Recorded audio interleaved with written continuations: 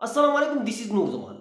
आज की इस व्लॉग में हम अलीमा खान के ऊपर जो अंडे के ज़रिए हमला किया गया है इसके ऊपर बात करेंगे। देखिए, अगर ये काम इस वक्त पीपल पार्टी या मुस्लिम लीग नून के किसी औरत के साथ किया गया होता तो आप जो ये टाउट सहाफ़ी है या इस्टेब्लिशमेंट की जो सहूलियतकार सहाफ़ी है, आप इनकी चीखें जो है ना मरीख तक अभी पहुंच रही होती और ये बातें कह रहे होते कि पाकिस्तान में औरत की इज़्ज़त नहीं है और ये बदतमीज़ी है और ये है और वो है, फलाना है और ढिमकाना है।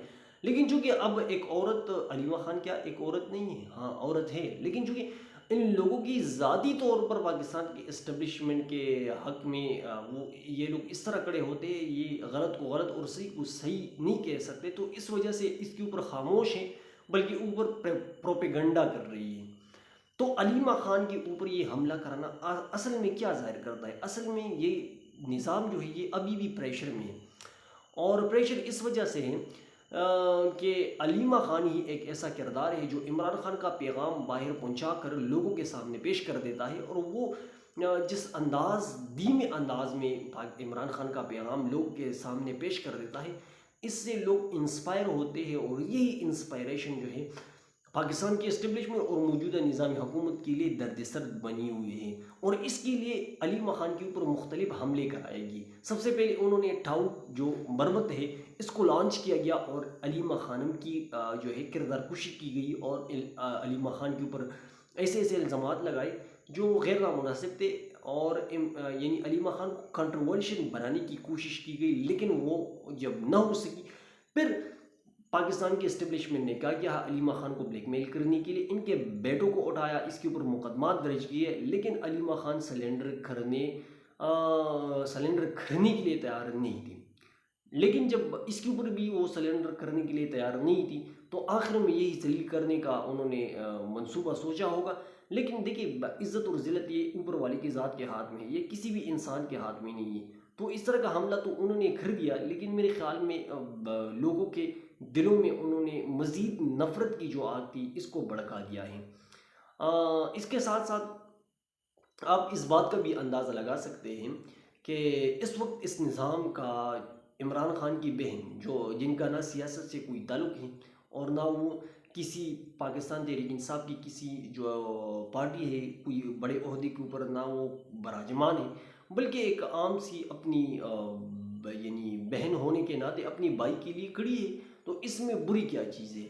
लेकिन इनका सिर्फ एक ही कसूर है जो मैं आपको बता चुका हूँ, कि ये इमरान खान का पैगाम बाहर आकर लोगों तक पहुंचाते हैं और लोग इससे इंस्पायर होते हैं। इसी गुस्से के तहत इनको बहुत डराया धमकाया गया, लेकिन वो नहीं मानी। तो अब उन्होंने मुख्तलिफ हथकंडे इस्तेमाल करना शुरू कर दिए, और इन्हीं हथकंडों में से एक हथकंडा ये भी है।